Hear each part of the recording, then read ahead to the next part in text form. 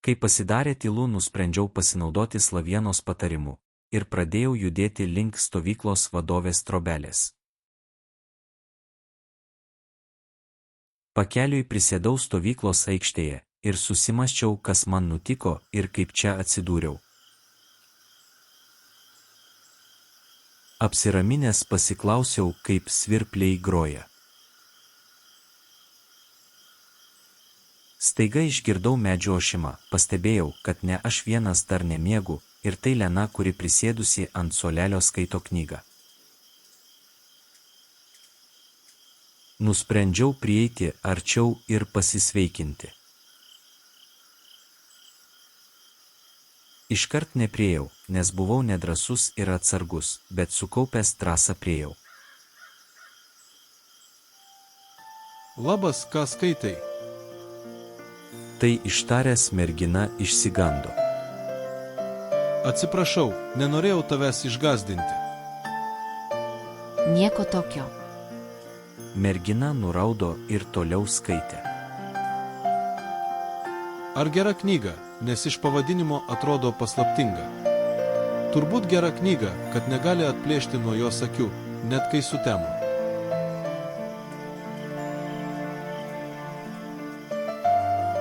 Pastaba sutingus laikui pastebime smulkmenas, taip pat jas galime praleisti.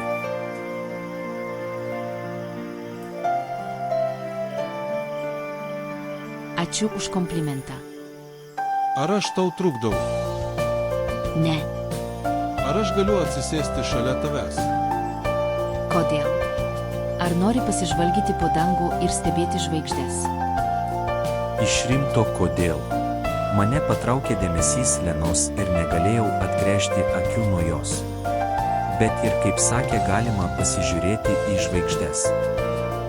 Nežinau, ar aš negaliu. Gali sėsti.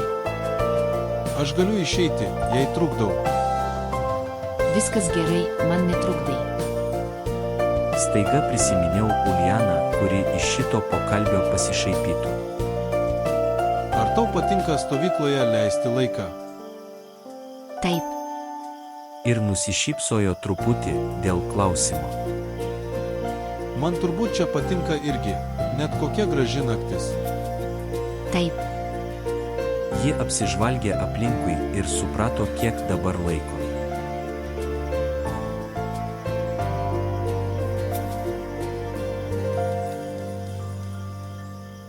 Taip pat kaip vaikų istorijos apie vaiduoklius, nakties metu galima išsigąsti ir gyventi. Merginos ir vaikinams gali kilti kvailos mintis, bet reikia atsispirti pagundoms ir blogiems sprendimams. Bet čia tik istorija, kaip Alisa stebuklų šalyje, tik pasaka.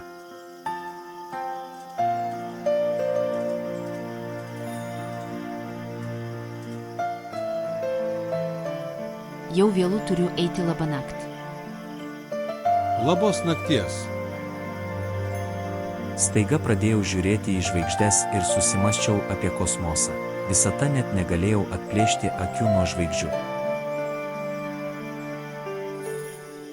Tai mano aistra, mokslas apie žvaigždes. Aš toliau ėjau link Olgos Dmitrevnos trobelės, kurioje šviesos dar buvo įjungtos. Kai praėjau pro duris. Labas, Semionai. Tu labai vėlai grįžai. Taip, aš vaikštinėjau po stovyklą visą šį laiką. Gerai, tu mėgosi čia. Štai čia. Aš buvau truputį nustebęs. Bet ir pavargęs, nes stovėdamas užsnūdau, ne viską girdėdamas, ką man sako. Taip, ar kažkas ne taip? Mums ir taip pasibaigė nemokami nameliai. Tu nori tapti padorus skautu? Taip, gerai. Tai pasakiau nerimtai, nes nei norėjau, nei nenorėjau tapti skautu, bet neturėjau iš ko riktis, nes grįžti negalėjau, o kur esu nežinojau. Po to truputį pasiginčiom apie skauto elgesį ir kaip turėtų elgtis, bet apsiraminus truputį prisėdom pailsėti. Apsidairęs pastebėjau, namelis gana mažas, bet įmanoma gyventi, nes čia gana jauku. Olga Dmitrievna visa šį laiką tvarkėsi prie lovos ir savo daiktus, kai tarė ilgai lauktus žodžius. Metas eiti miegoti, tai įsitaisyk ir gesiname šviesas.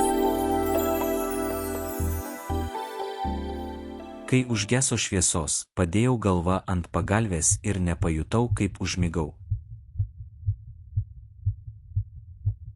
Giliai užmigęs sapnavau, kas šiandien man įvyko ir kas nutiko, sutikau. Mačiau autobusą, stovyklą, valgyklą su vaikais ir merginas. Staiga išgirdau balsą, kuris buvo pažįstamas. Bet iš kur sapno, autobuso ar stovyklos? Kai įsiklausiau, negalėjau girdėti, ką ta keista mergina sako. Nespėjęs nieko pasakyti, pabudau.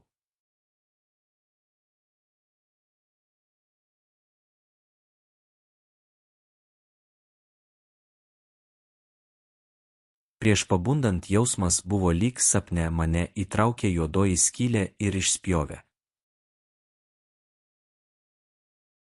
Jausmas tiesiog nenusakomai nemalonus ir paliekantis be žodžių.